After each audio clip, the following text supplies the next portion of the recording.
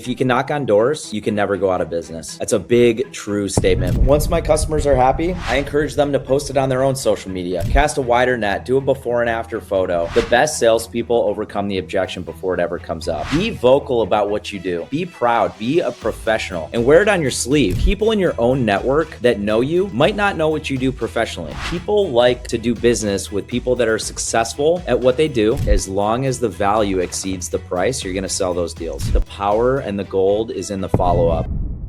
Hey, what's up, Waste No Day fans? We are excited to bring on the show a new guest, someone from the home improvement space, and we're looking forward to this conversation. It's always good to hear a little bit of different perspective in an industry that is adjacent to home services, but also is going to have some great overlap and similarities. Looking forward to a great show here as we invite Sean McGraw, the founder and CEO of For Energy, onto the show.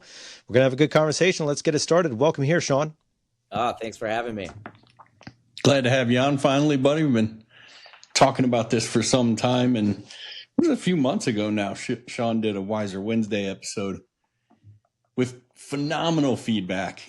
Everybody loved it. One already asked to have him on again because of the unique perspective he brought from the home improvement side as opposed to the home service side, where he doesn't really ever have a demand season.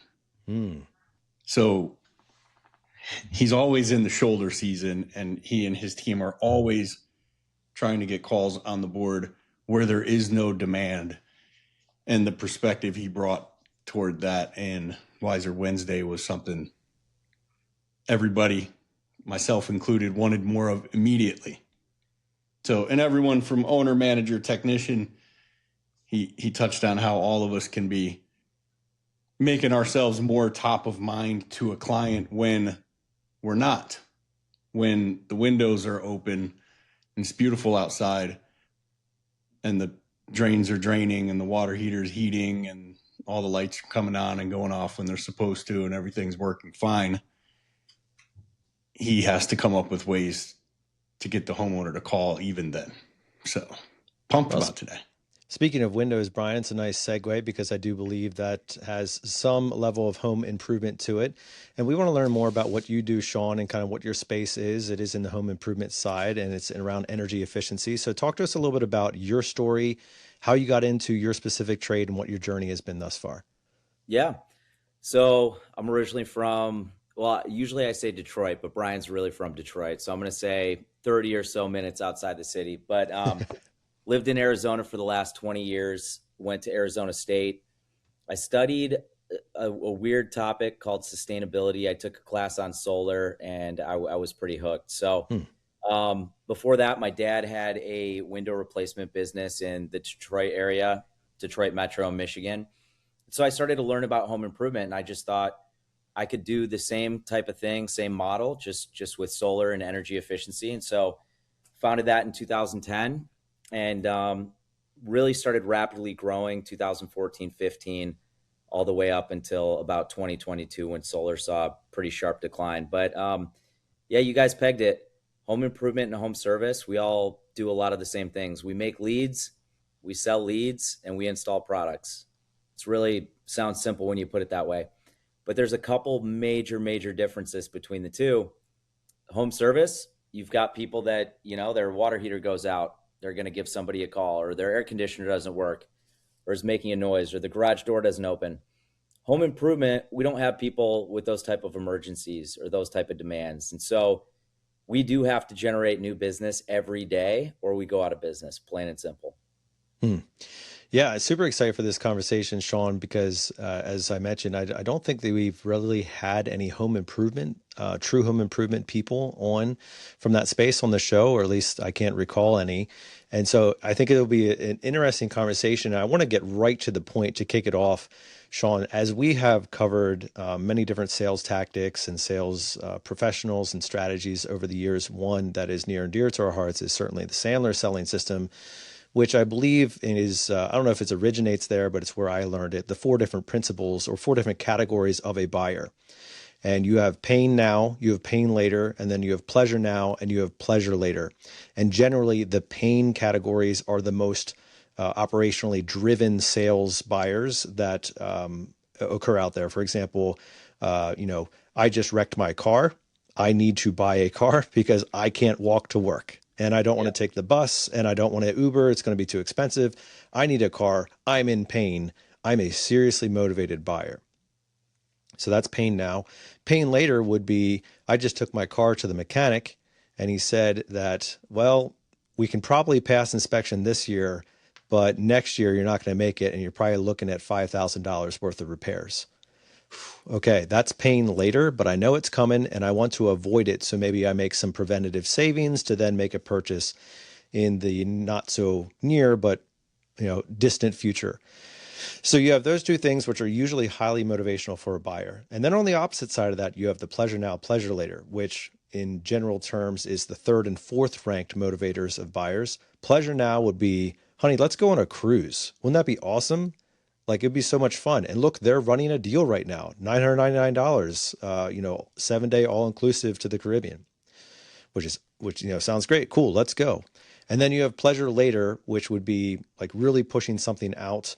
That might be like a 401k savings. Like, well, I want to go to retirement and I want to, it's not really necessarily a buying illustration, but you're buying into your own future and your own retirement. So I'm going to put money away. And I'm going to then experience the pleasure of having self-sustaining funds when I retire. Okay. Yep. So anyways, it's a brief summarization of all the different buyer types. Generally, when I think of the home improvement, I think that they're usually on the pleasure side of the equation. Not that you don't encounter pain, my roof is leaking, my windows are falling apart. Those types of things could be painful. But if you're talking about improvement, and improvement being the key word there, a lot of times you're focusing on the pleasure of what's going to come with it. Is that an accurate statement, or do you find something else in there through your experience? I would say home improvement can be a combination of all of them, right? But it definitely falls more on the pleasure side. It could be something as simple as I haven't updated my kitchen since the 1990s and I'm embarrassed to have people over. That's a motivator. And although there might be a little pain in there, that might be why somebody decides to move forward. You do get, damaged windows or a leaky roof. I would consider almost more home service. You don't patch a roof, you get water in the house and it just becomes a much bigger problem. But you're right, especially on the marketing side, it's a lot of pleasure driven marketing, less get this done now, avoid the pain. Okay, so, and this is why I wanted to bring this up, because in the home services side, at least we tend to focus on the pain, right? Like, oh, you have no hot water, or, you think you might have no hot water because your water heater is old. And so you don't want to take a cold shower today, and you're worried about taking a cold shower tomorrow. So we have both pain now and pain later that we are selling to, and we're positioning our products and services to those things. Yep. Generally, I would say that's an easier proposition in the marketing sphere to make because of the higher motivation of the buyer, but it also ebbs and flows with the demand. So sometimes it works and people are interested, and sometimes, as you mentioned, everything is going the way that it's supposed to be going, and so demand dries up. On the pleasure side, though, you have to convince a buyer to actually make the investment. And generally in the improvement space, you're not talking about a $100, $1,000, $2,000 purchase. These are usually 5 figures and up when you're talking about improvements. And so you have to convince somebody that the pleasure justifies the price. So let's start there, because the episode, if you can't tell already, is focusing on really harvesting or I think you mentioned off air, hunting when the prey is not necessarily just walking into your freezer, right? So you have to go develop your own leads. You have to really position it that way. What are some of the things that you have learned in positioning your improvement services to buyers who have maybe not a real powerful motivator to start changing things? Yeah. So I think it's a couple different things. There's always people every day in, let's say I live in Arizona, in the state of Arizona, that their air conditioner is not going to work that day. Every single one of those people in this 115-degree summer is going to pick up the phone. They're going to go to Yelp. They're going to find a company to work with. In home improvement, the pitch is a little bit different. Like, people do keep up with the Joneses. They do like updated homes. They do take pride in their homes. So there are still people seeking the products without a really strong marketing message. But this is some of the stuff that I want to talk about today. A lot of things that happen in the home service space happen inside the home. People don't know that they're happening in the neighborhood. When you get new windows, or you get a new garage door, or you get a new roof, it's visible. People know there's just a lot more you can do in a radius setting that attracts more buyers. And I'll tell you what, when you start seeing 2-3 yard signs outside of somebody's, on one street, and it's all the same sign, it's a roofer, people start thinking it's time to have my roof replaced, or at least have it looked at. And so people start taking action based upon those type of things. I think that's an insightful observation, Sean, because you're right. A lot of the home improvement space has the visual component, whereas home services generally does not. In fact, you can easily have your entire neighborhood serviced by the same plumber or the same electrician, and nobody would know about it, other than perhaps seeing the truck parked in the driveway when they got home from work.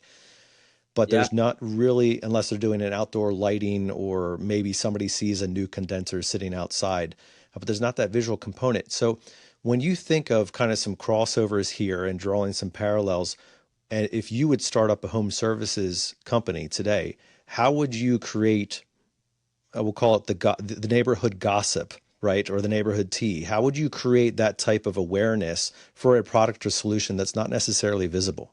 Yeah. So I would do a handful of things.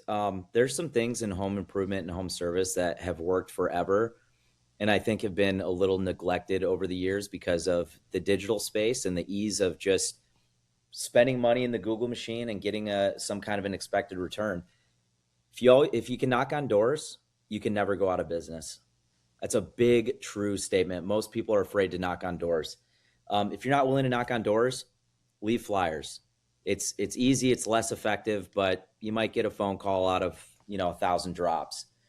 Home service, I'm always really impressed by. Branding is such a big deal, and it's a big deal because when my air conditioner dies, I'm gonna call the person I've seen the most vans or the most billboards, the first company that comes to mind. So I would target if I want neighborhood penetration.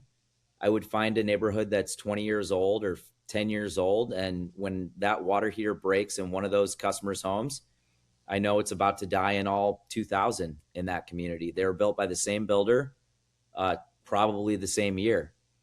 I would certainly do yard signs.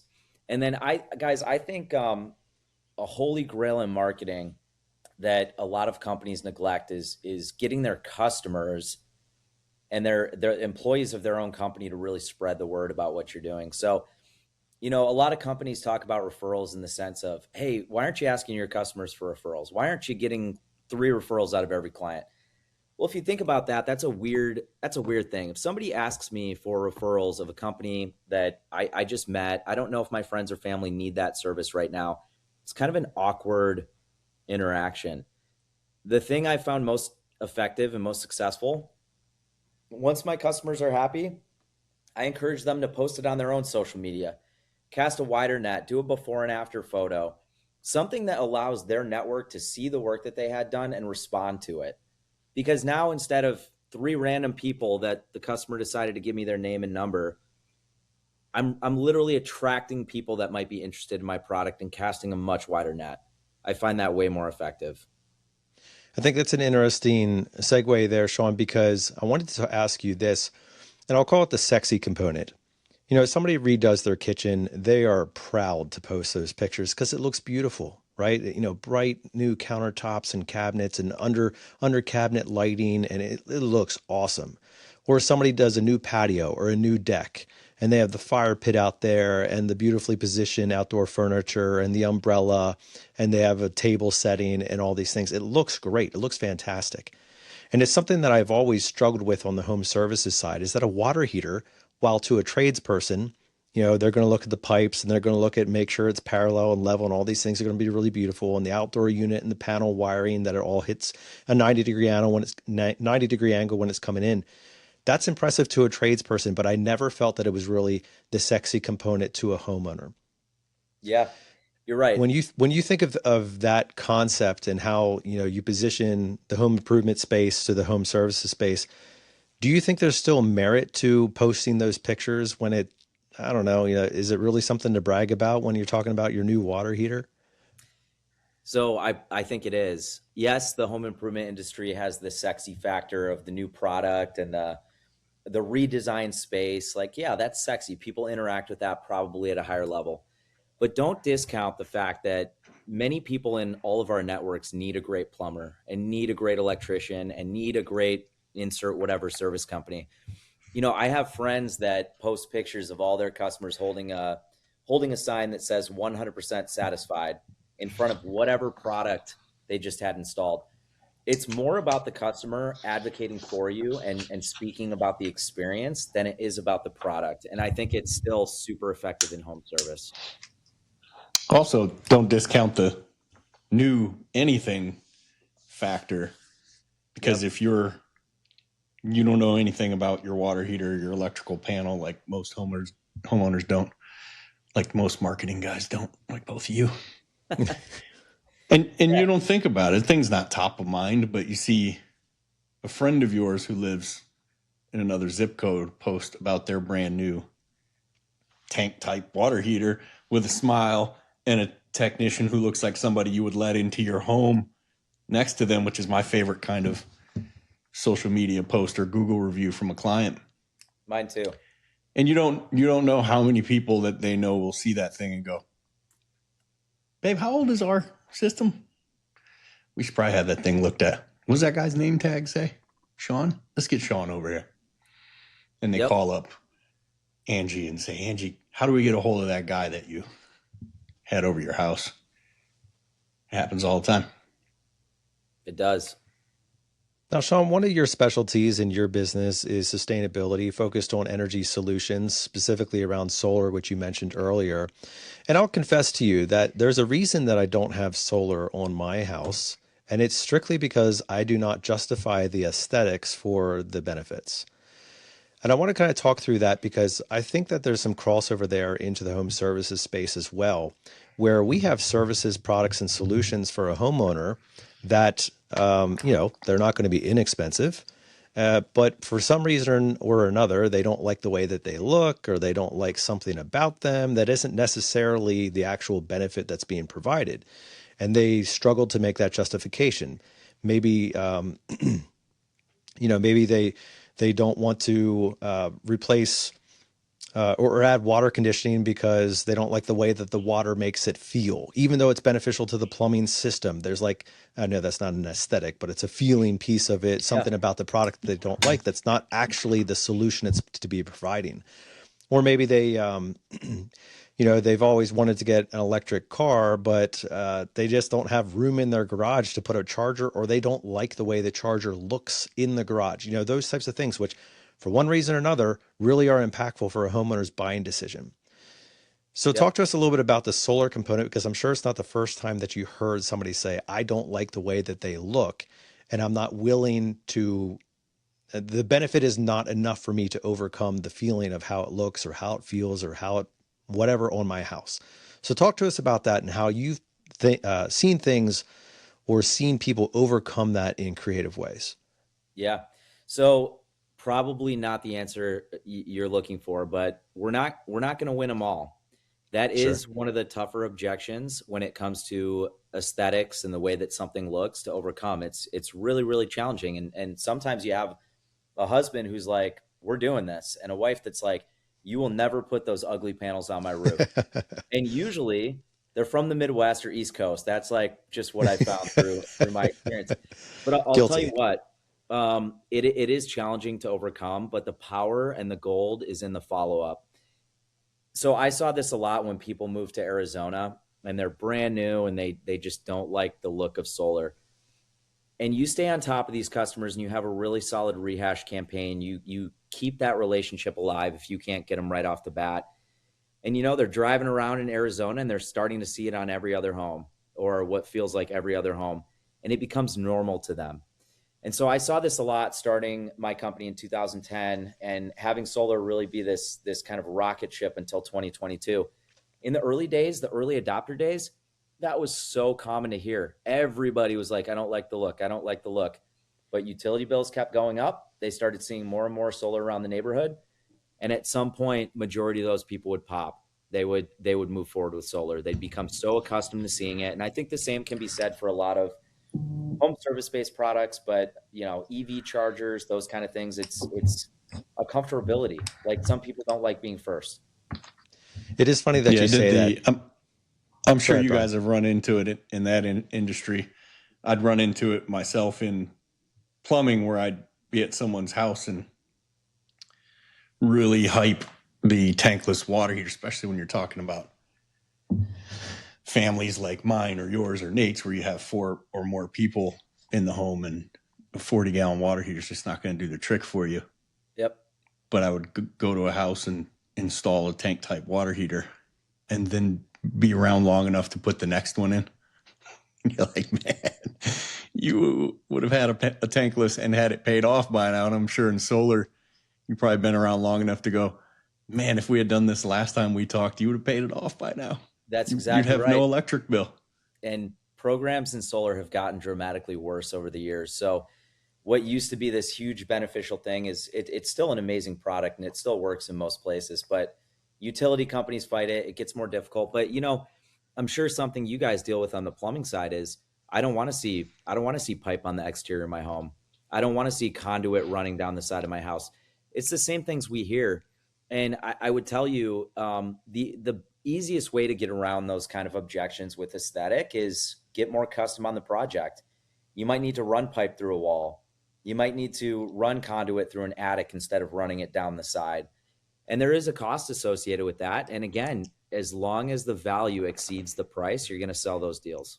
Yeah, the people who will just cross their arms and say, there's no way I'm doing that if I have a pipe right there, are almost always the same people who will pay a little bit more to have that thing run through the wall. Got to pay to play.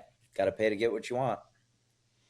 It's funny that you mentioned that about how times change and how people's perspectives change, because I'll be frank, most of the electric cars I see on the road are not particularly attractive to me. In fact, some of them I don't know. I feel like I would be caught dead before I would be driving a vehicle that looked like that.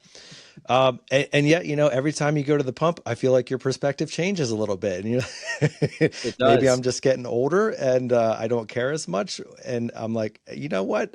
Maybe I would. I don't know. So people do change, and times change perspectives. They do. There's no doubt. There's a lot of external forces that we don't wear the same clothes they wore 100 years ago. Things change. They do, and usually for good reason. Now, speaking of that, you mentioned 100 years ago, the technology has also advanced and become significantly different, even from 10 years ago, 20 years ago, right? So things that used to be, faux pas or some type of like, oh, that's snake oil or whatever, may in fact have developed into a place where it's actually working and it's efficient. And I'm sure there's all different kinds of technology, and there's different types of perspectives around that. Have you come across people who have what I'll say is like a dated perspective on home improvement, or they have some type of mental recording where they're like, well, if it ain't this, it ain't worth it type of thing, around anything that you do, whether it's like windows or solar or insulation or any of those types of things? Have you come across buyers who are operating on bad data? So I would say, there's a lot of buyer, like every buyer has some kind of expectation. And a lot of that has to do with how you market your brand, how you market your products, how your competitors market their products. It could be a story from a neighbor. Oh, it was this much money and it ends up being double or half. Buyers in the home improvement space have such a different perspective than what is reality. Solar specifically, yeah, I still run into people that are like, oil and gas, let's go. And I'm like, cool, probably not my customer, but they're entitled to their opinion there. But, in home improvement, I would also say, because they're not necessarily motivated buyers and we had to go create the urgency and create the excitement around setting the appointment, a lot of them do come in with kind of a clear eyes on the whole thing. So I'm curious, Sean, like if maybe you know this data, maybe you don't, or you can at least probably make some things pretty assumptive on the spot. What is like a typical buying cycle of somebody in the home improvement space? How many years between purchase? How many years between purchase of first product and maybe rebuying a product? Yes. Yeah, it's going to be 15 plus years. Yeah. Now, a lot of companies in the home improvement space specialize in one single product, and there's some value behind that. Simplicity is scalable. Simplicity is something that allows you to just be a beast and a master of. But a lot of companies that start accumulating this big customer base, they could go one of two ways for growth. Once they start to plateau, they could say, we're going to take on a new product or we're going to open a new market. Mm-hmm. And, either work, but the new product is really interesting because you might have a customer base of 10,000 people that you did their roof. Now you're offering windows. You've Right. got a good foundation to launch a new product. Yeah, that's why you see roofers doing aluminum, and you see aluminum guys doing siding, and you see windows guy. It goes on, right? You Yep. keep adding to the envelope of the house. So the reason I'm asking that is because that buying cycle, it doesn't surprise me. In fact, I would say for some purchases, it's probably even longer than that. You're probably not replacing your windows after 15 years, and ideally, you're not replacing a roof after 15 years. Yep. In HVAC, buying cycles can be 10 to 15 years. Water heaters can be 8 to 12 years. Electrical panels, decades, right? Between those buying cycles. And why I want to bring that up is because there's a case in point of people who operate on dated information, and they reflect upon the last time that they purchased that product.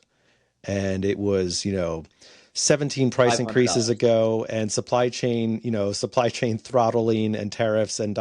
you name it, like all that years ago.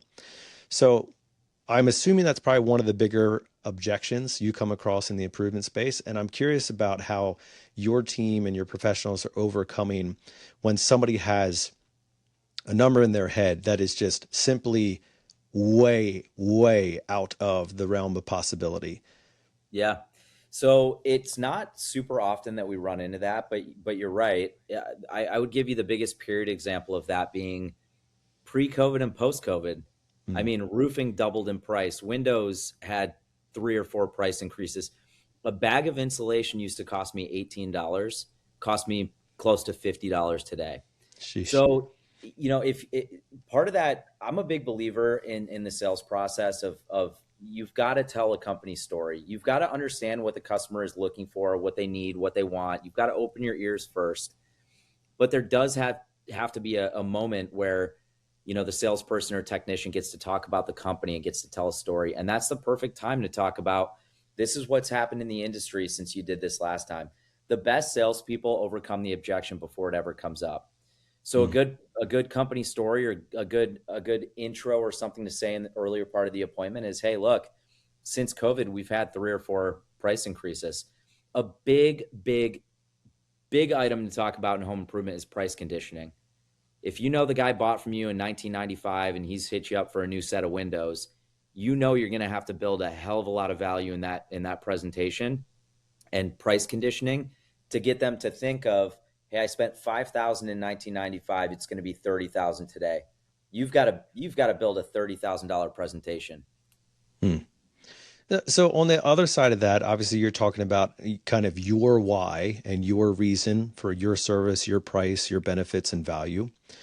How early are you trying to identify the why of the client? For example, if I say, bring you in for an estimate of windows, Brian could speak to a whole bunch of people that have lost his number and he's lost their number about window replacements. Or, maybe I'm interested in, I'm just like, maybe like a home energy audit or something like that. Or like, I've always thought our house is kind of drafty. I'd like to check out the insulation values. How early in your process are you identifying the why that person is interested, and how important is that to the entire conversation? It's the most important thing. So it's actually, it's happening at appointment set.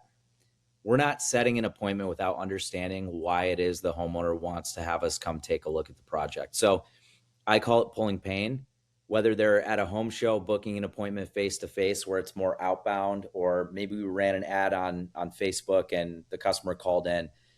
We have to have a reason for going out. So that's step number one. You're not going to have an hour-long conversation with the person that calls in. You want to qualify it. You want to book it. You want to get it on the calendar. But the second we dispatch a sales rep out to the house and that sales rep gets to the house, They're going to build rapport. They're going to enter into the home. They're going to ask to sit at the kitchen table. And the first thing they're going to do is go through a survey or a questionnaire. And it's another time to build rapport and be conversational, but it's really a time to understand, what is that homeowner looking for? Do they have a problem? Do they have immediate pain? Are they there to learn? What is it that they're looking for? And that's the sales rep's job to uncover that. And it might take a couple questions. Like, I can't tell you how many times, and a lot of HVAC guys probably have come across this too. You ask a homeowner when you get to the house, do you have any areas in the home that are uncomfortable, or maybe a temperature differential between the bedroom and the hallway? And they say, no, we're fine. And then when you're walking through the home and doing an inspection, they're like, oh, my kids can't even sleep in this room. It's 150 degrees in here. Right. So it takes a little bit of uncovering and pulling that guard down to figure it out. But it's the most important thing. Without knowing that, you have no leg to stand on in the sales process. What are some of the common defenses, or we would call them smoke screens, where a client is trying to get you off the scent, if you will, that you hear in your space that is kind of not the reason, but kind of the camouflage in front of the reason as to why they're motivated? Yeah, it's usually not on the motivation. It's usually why they won't make a decision that day. So home improvement is a very one call close style of business, because we've all been in the house. We've all left as salespeople thinking and going to our sales manager saying, oh my gosh, that person's so interested. They told me to call them on Friday. They're going to move forward. I promise. And you never hear from them again. So, I would say it's probably really similar to the home service space. Like, we get a lot of, our customers, mine specifically, are really open about the pain, why we're there. So I get past that. But why they can't move forward, if it turns into a one-legged appointment, we know how that ends. I got to talk to the spouse. Or more times than not today, we're hearing, I've got to get three quotes. That's what I do. I get 3 quotes. And, that's tough for a lot of newer salespeople to overcome. The great ones will cancel the other 2 appointments and get them to move forward that day. And what does that look like? What are some of the conversations? And we will call the other 2 companies for the client and cancel. That's exactly right. I mean, a big struggle for a lot of clients is they don't want to have to make that call and cancel. So what I would do oftentimes is, in the beginning, great. Thank you so much for letting me know. I hope to earn your business, but if it's not me, hopefully it's just a better tech, better company offering a better product, and you get taken care of. That's the most important thing. And then by the end of the call, I'm going, if this makes sense to you and you want to get these other ones canceled, I can make the calls for you and make sure they get off the schedule. And a lot of times people just go, oh, that would be great. And you could just see in their face, that was going to be the biggest speed bump for them moving forward. 100%. So it's so similar in home improvement. You gotta make sure that they like the product, they like you and trust you as the rep, and they see the value in the price and the value in doing business with the company. You've got the 5-star reviews, you've got the trucks, you answer the phone 4 years after the job's installed when they have a problem. You're not going to get that with every company, and it goes back to the value that you build. But yes, exactly what Brian said. That's how we diffuse those. And it is the phone call to the other companies that's kind of an embarrassment, something they don't look forward to. And when you take that off their plate, they're a lot more likely to say, you know what, I found my company, I found my rep, I found the product and price I was looking for. Let's do this. And it's largely the second one you said. I found my person. Yeah. I found the man or woman who is the person that I'm going to trust with this system moving forward. I don't feel like I need to know anyone else in your industry. We're all set here. The problem is with the amateurs or the lazy salespeople and technician is you're kind of low key looking for that reason that this call's a dud when you roll up, and you're just willing to take the first thing that comes your way to say, I'm done here. Yep. And this is an easy one, because you can call your dispatcher 12 minutes after you get there. Right when I walked in, bro, He was like, I got a company was out last night. I got 2 more coming out this afternoon. Just give me your lowest price on doing this. And I'll give you a call back next week when I make my decision. Yep. And you're more than happy to take that as gospel and lick your wounds on your way to your next call, hoping you get the quote unquote better one. But there's another way. There are techs out there who do what you do, who sell that call all day, and they're not the cheap guy. Super rare that the lowest bidder gets that job. Agreed. All right, so let's shift back into the marketing stream here a little bit. So you talked about doing some door hangers or door knocking. I think that's really an excellent way. It's also super low cost and potentially super high result. Not necessarily in quantity, but in quality. Even neighbors are going to talk. They're going to talk regardless as to whether you hang doors or not, or knock on doors. So your reputation gets out there, and you better make sure it's a good one. But I also think that in home improvement, there's some niches, right? So like there's the energy minded client, and, there's the, I care about my home client, high end, low end type of thing. So when you think of creative ways of like targeting specific clientele that you think would match up with your business model the best, where are some areas to start, even as you've thought about like approaching the solar market or approaching, the high end window replacement or some type of niche areas? What have been some successful strategies that you've seen deployed for those?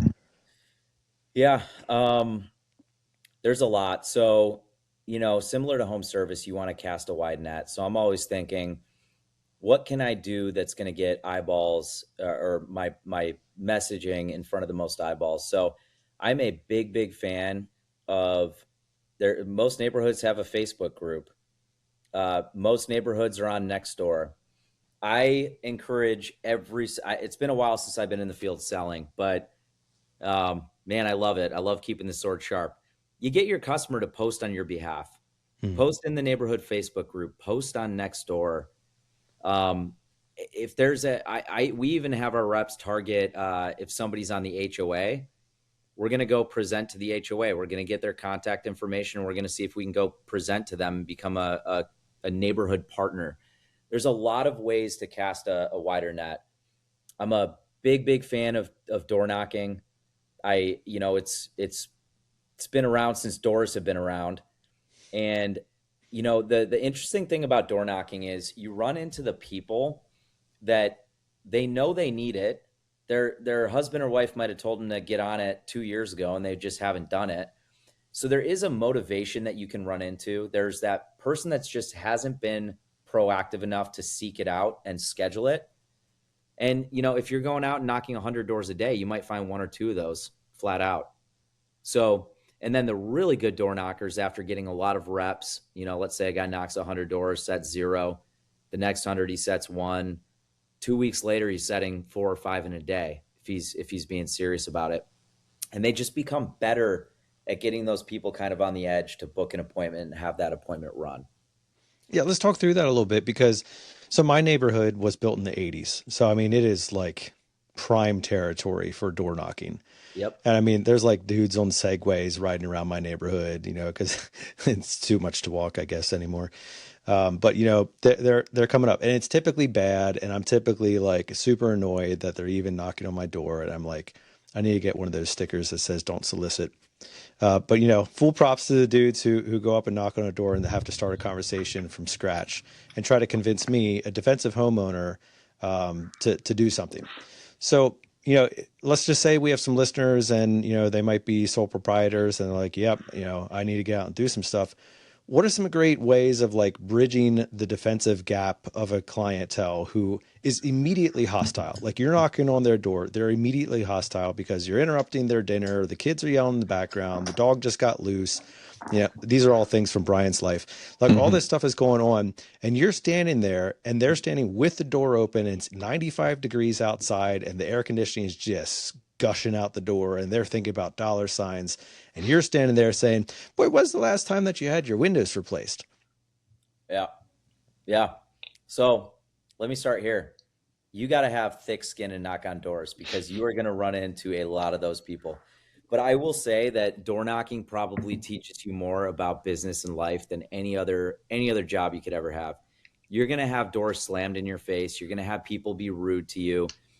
The strongest, best setters or closers on the door have a mindset that can't be broken. Plain and simple, they have rhino skin. Somebody being mean doesn't know them, and they know that. They're just having a bad day, or that's how they treat people. And you have the ability to move on to the next. So there's other ways to diffuse a situation like that. Like, I've got a lot of guys that will just simply ask for a bottle of water. It's hot outside.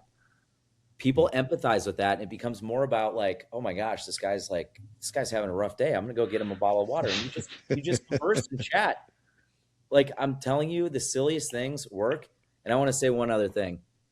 Nate, you get a do not solicit sign and your door will be knocked more often, because those are known as layups. They're the guys that said yes to everybody else.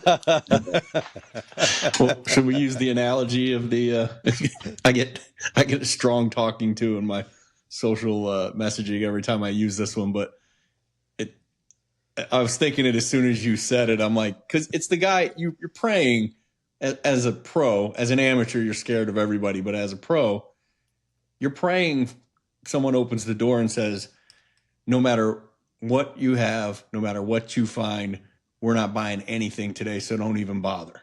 You want that call, because you know that's the first date gal who gets in the car and she's like, no matter how good this date goes, no matter how good the food is or how well you treat me, just so you know, you're not sleeping with me tonight. And about the fifth time she says it, you're like, Nate, of course, in high school was like jackpot, because that's what I want to hear. Yeah, that was my high school career. How many times I've walked into a house and the first thing somebody says to me is, I'm not buying anything today. I've walked out with a contract at a lot of those homes. High percentage. It does take a pro. This is not for the guy the first day on the doors, unless he's pretty or she is pretty special. But you get your reps in. But, for home service, you guys have busy technicians, busy plumbers, busy electricians. They're running multiple calls a day.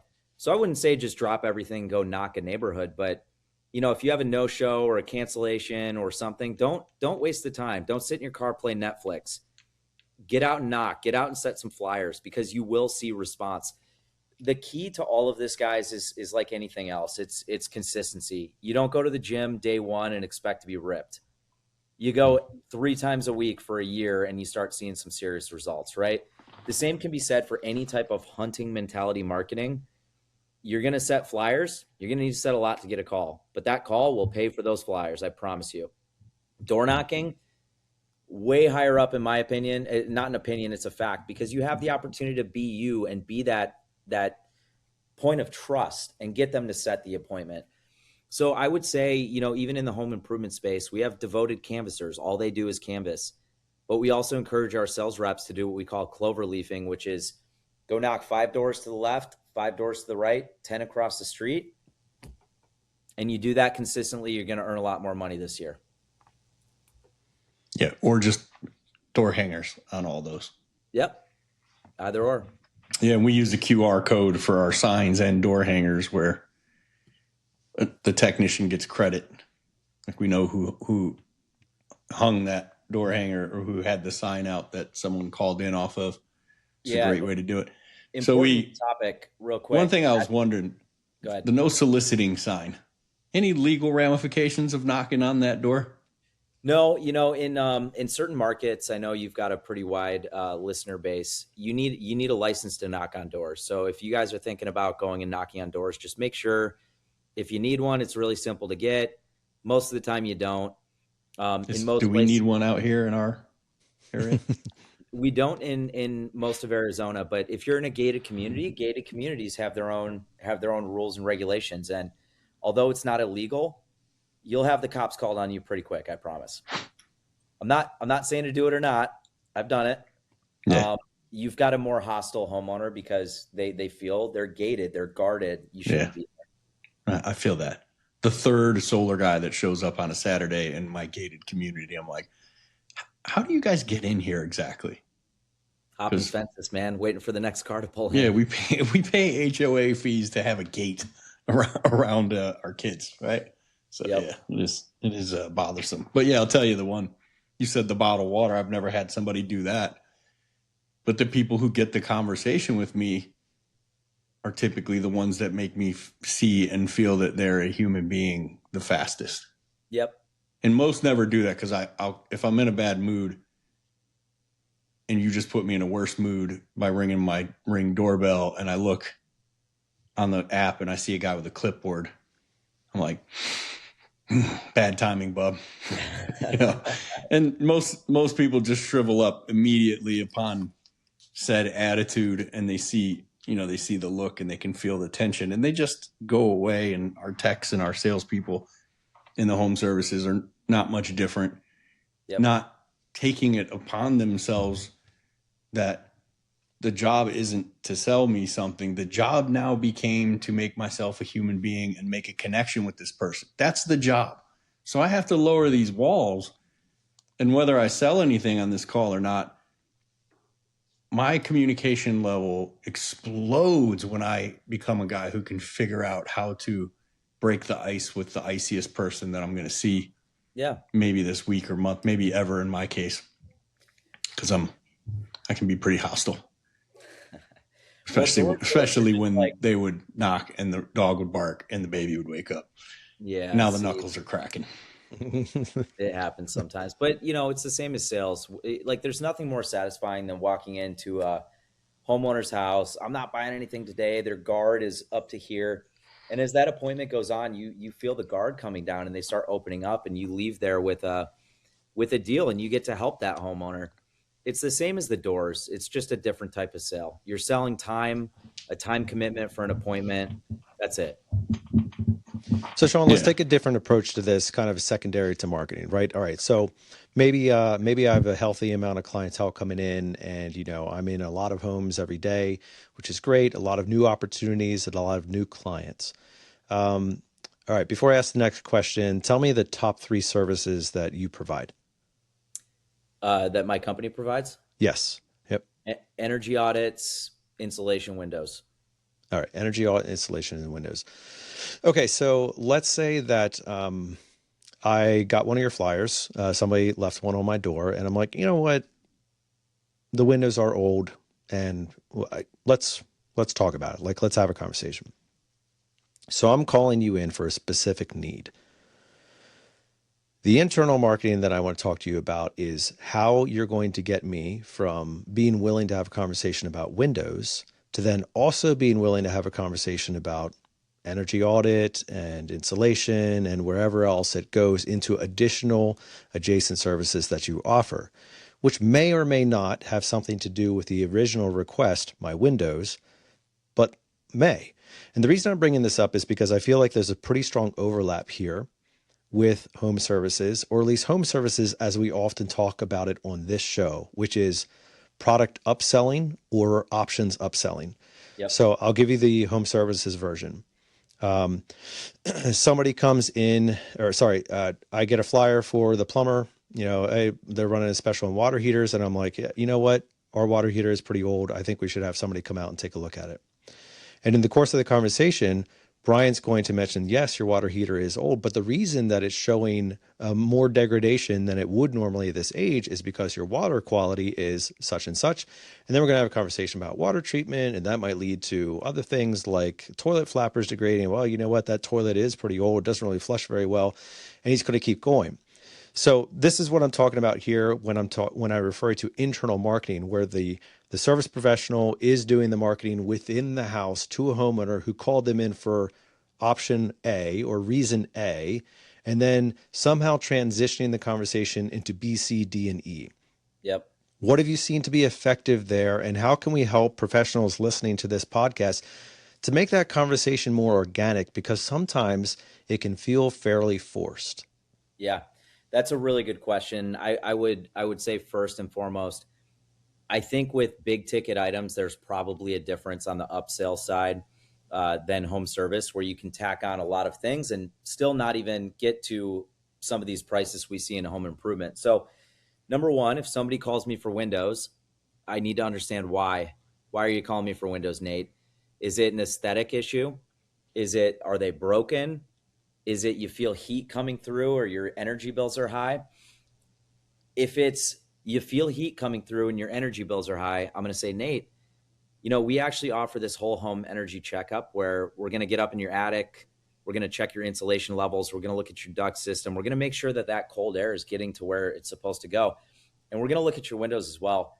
We're going to give you a full-blown report showing you what Energy Star recommends and where your house falls. It's all based on pass fail. There's no cost to do it. Why don't we go that route so we can actually holistically look at the problem and help guide you to fix it? Now, if they answered with one of the first two, my windows are broken, my kid hit a baseball into the back window, or I want to aesthetically change the look of my house, I'm not going to push as hard. Because when you don't give somebody what they want, especially at that high ticket price, they're going to go the path of least resistance and sign with a different company. And I've seen it happen. We tried to cross-sell everybody, and we got back to it's almost a if this, then that type of situation. And you've got to have your marketers really trained on, and your salespeople on when to push and when to ask and when to lay off and get the project, because you don't want to lose everything for a couple square feet of insulation. Now, I'm curious, Sean, whether you have this overlap as well, because we certainly hear it from the field on the services side, which is a homeowner says, no. I called you here to address my water heater. I don't want to hear about that other stuff. Even if there is actual legitimate reasons, like they're putting up some defenses, like, no, I'm not interested in water treatment. Like, bro, there's more calcium on your faucet here than like a nickel could scrape off. Like, I can see it right now. You have a water quality issue. Yep. Or, the list goes on. Like, let's take an electrical example. Yes, I can fix the flickering light that you have here, but your panel is 45 years old and is corroded and has clear signs of water infiltration. I can fix that light, but we have a serious, no. Just fix the light. I don't care about the panel. Do you encounter that type of tunnel vision client who, for one reason or another, refuses to kind of step out? And how do you overcome that? Yeah, good question. So I'll go back to your first one, the water heater, getting into water quality and water treatment. Let's say they had a water heater and it died at year 5 or 6 and it just wasn't working, and they were trying to shut you down on talking about anything else. I would conquer this through questions. I'd say, look, if I could show you something that would add 4, 5, 6 years to your water heater's life, would you want to know about it? Who's going to say no? It doesn't need to be this high pressure, gun to head, I'm going to tell you about this. You almost have to make them feel foolish for not looking at it, because it's the truth, guys. Anybody listening to this, you can't feel bad about taking somebody and replacing their water heater. And then the right thing to do is talking to them about their water quality, because if they have really poor water quality and you're not talking about it, you're doing a disservice to those homeowners. Now, when you do talk about it and you can tell them, hey, this brand new tankless water heater that you guys just got for X amount of dollars, if you want to add years to its life and improve every other appliance in your house, let's talk about water treatment, water quality. Now, that's an answer to the tunnel vision client, but I'm curious if you've also experienced tunnel vision sales professionals or technicians who they go into a home and it seems like all they can see is the water heater or the flickering light, and they're not willing or not capable, whatever you want to call it, for one reason or another. That's all that they're willing to address. And they're not going to talk about water treatment, and they're not going to talk about the panel that's 40 years old with corrosion, because they're focused on fixing the problem. Have you encountered that, and how have you worked through those challenges? Yeah, so I think that I've totally encountered it. So I'll give you a simple example, a salesperson shopping with their own wallet. So when I say that, I'm saying, the salesperson's not one of the top performers. Maybe they just got into it and they're scraping by. They're not selling high ticket. But when they quote a window job, let's say it's $30,000, in their own mind, they think, I don't have $30,000. They're scared to present it because they're using their personal situation and placing it with the homeowner, which is, I usually see a downward spiral. So it's a training issue. You've got to coach these guys up or coach them out, get them to, there's KPIs that you can simply track. When you look at average ticket in a home improvement company, You're going to have a top performer with a large average ticket, and you're going to have a bottom performer that's selling $2,000, $3,000 packages when the average ticket of the other guy's 12. It's all training. Yeah, I'm curious about that, Sean. And I don't think your company does like remodels or kitchens or those types of things, or bathrooms, which would be the two most expensive rooms generally in a home. Yep. But like, your home improvement has a wide variety of clientele and preferences. And so you have the people who are like, yep, builder grade cabinets for mica and no backsplash. And I'm just looking for like a plus up here and it's going to be great. And then you have the people who are like, if it's not Italian marble, I don't want to talk to you. Yeah. Right. And so you have this huge span of we spent $30,000 on the kitchen to we spent $300,000 on that kitchen. And you have the sales professional in the middle of both of those conversations. How do you train those professionals to navigate the different dynamics of budget orientation to personal preferences to sometimes people wanting more than even their own budget can afford and everything that goes into the dynamics of pricing and preference? Yeah. So you kind of just described the two furthest ends of the spectrum on the customer base. And I'll tell you what, our demographic is right in the middle, right? There are a lot of people that I've walked into homes that are, you feel like you're still in the 1970s. They've updated zero. They have zero intention of updating anything. It's how it goes. We try not to market to those type of folks.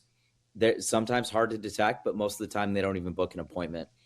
And then on the opposite end of the spectrum, the $10 million house in Paradise Valley or, wherever, nice city in whatever state, we don't serve those. A lot of the products that we carry aren't even designed for those type of homes.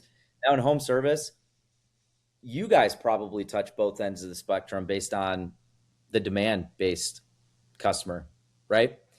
In home improvement, it's that middle chunk, and again, it's all marketing. Who are you marketing to? What's the message? If they're willing to give us 60 to 90 minutes of their time to come in and talk about a product, they're typically pretty serious. Now, Sean, I know you're on vacation, so I want to be respectful of your time. You got beach to get back to, and so we'll draw this conversation to a close. But as you segue out of that conversation, I think it makes sense to fit into this next piece here, which is around the do-it-yourself component. And I think both home improvement and home services has a tendency to cross into that market, not preferentially, but sometimes we get there. And sometimes we get abused because we get used for diagnostic. And then, thanks a lot, boys. Now I know what to do. I'm going to do it on my own. And sometimes we have to go clean up after somebody who did it on their own. And now they have to call in the professional, and we have to overcome the added frustration of delayed time and expenditures that actually didn't solve the problem. You get the gist. So what has been your experience in the improvement side of things on dealing with do-it-yourselfers, or I think I would like to do it myselfers, and how have you moved through those conversations gracefully? Another tough objection, because there are those folks that do it themselves. And you know what? I know that because they move out of the house, someone else moves in, and everything's all janky and we have to go back and fix it. I'm sure it happens to you guys too. Of course. So, in again, with the presentation, you have to build up this entire, we're going to get in your attic and it's dirty and nasty up there, and we're going to suck out all your old nasty insulation. It's really horrible to breathe. Like you don't want to go up there. And we're going to take all that insulation. We're going to take it to the dump. It's going to take multiple trips. And then we're going to have a team come out and we're going to foam seal. It's called attic sealing, your entire attic floor, all the pipe penetrations, wire penetrations, yada, yada. Then we're going to re-insulate and duct seal and do this. And you build it up to be this massive, massive project. And a lot of times, especially if it's a two-legged appointment, you might look over at the wife and you can just tell she's rolling her eyes like, this guy always says this and nothing ever gets done. There's other ways to overcome it. So us specifically, the work that we do, 30% of our projects are inspected by our local utility companies. And we pass majority of them, but we don't always pass. There's times that they send us back, and we tell that story too. We say, look, our projects are inspected by a third party. And if something's not done right, we're going to come back. But look, my guys do this every single day. And occasionally there are jobs that we have to go back to. You don't want to do it yourself. It takes a long time of training to get this done right. you have a awesome story to tell in HVAC and plumbing and electrical because you need specialty license for all of those. Tougher client for sure. Well, I'll go one farther on that, Sean. Coming against a client who has already tried the solution on their own, and boy, it either doesn't look good or it doesn't work the way that it's supposed to, and they know it, but they're still proud about the matter, but not proud enough that they didn't call you in. So have you ever come across somebody who's tried to do their own insulation, or they've tried to replace a window on their own, and you have to navigate through that mess? We do. We come across that. We come across companies that went with the cheaper option and their problem still exists. And so we have to come back and have that conversation with them. You do have to gracefully do it. You never want to slam a homeowner's work, but you can you can talk about reality, right? Like, this is why you're still experiencing the problem, and then build value in having your guys do it. My guys are licensed, they're trained. This is how we do it. This is what's going to, it ultimately comes down to fixing their problem. If you're back out there because a homeowner did it themselves, like, in the back of their mind, they know, right? And you've just got to present it in such a way that doesn't offend them, but also earns you the business. This has been a great conversation, Sean. I've really appreciated how you've moved in and out of the improvement and service spaces, as we've had a lot of great questions and answers. And just wanted to give you the option, if people are interested in learning more about you or about For Energy, your company, or about any of the things that we've talked about today, where's a great place to get connected with you? You guys can find For Energy online at forenergy.com. If you want to connect with me, I'm on LinkedIn, Facebook, Instagram, Sean, SEANK, McGraw. I'm on all platforms. Feel free to reach out.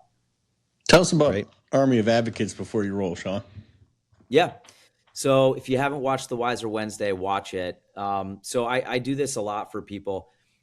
I think this saved my company during COVID. When COVID came out and we all got the news that everything was shut down and we're all scared, like, are we going to be in business the next day? We got our people to really cast that net I've been talking about. So to put it simply, guys, I talking about referrals, personal referrals, customer referrals, it's a marathon, not a sprint. But for technicians and people listening to this call, this is what I'll say, and I'll say it briefly because I could spend hours on this. Be vocal about what you do. Be proud that you're a plumber, an electrician, an HVAC guy, a garage door guy. Be proud. Be a professional. And wear it on your sleeve. Like, post on your social media stories pictures of you and a happy customer. And do it. You don't need to do it every 5 seconds. That's called spam. But do it every couple days. Do it every couple weeks. People in your own network that know you might not know what you do professionally. And when they have an HVAC go down, they're going to go on Yelp and find some crummy company to go with instead of you. And that should be offensive. That should be your customer. The reason I say take pictures and video with customers is because people like to do business with people that are successful at what they do. And by the cadence of posting, you at least appear successful at what you do. And people that love their job and are proud of their job. I promise you guys, this by itself, posting videos and pictures with customers to your own social media will make your phone ring throughout the year. I promise you that. There's a lot more to it, Brian, but that could be a whole other segment. Yeah, and it was Wiser Wednesday. And if you don't know how to watch old Wiser Wednesday episodes, go to bluecollarcloser.com and it'll explain everything for you. Your episode is on and in the library, the Wiser Wednesday halls. This has been a great conversation, Sean. Really appreciate you taking time out of your vacation to talk to us about this dynamic. Thanks so much for giving us some advice and some really great principles to check on, as well as some encouragement. Get out there, knock on some doors, and get some tough skin, learn about some business. Thanks so much for being a part of the show. Thanks for having me, guys. Really appreciate it. It was fun. Great to see you, Sean. Thank you. You too. That's a wrap for this episode. We hope that you did enjoy things. Great conversation with Sean as we talked about the parallels and similarities between the home services and home improvement world. I think he had some great insight onto how both of those things, whether you're on one side of the line or the other, maybe you even cross over both of them, have some really good things to do and learn from one another about how homeowners are often the same, about sales professionals overcoming objections, and about really getting out there and promoting your service, not in a prideful way, but in a, hey, here I am in your neighborhood. Here I am on my social media doing the thing that I love to do.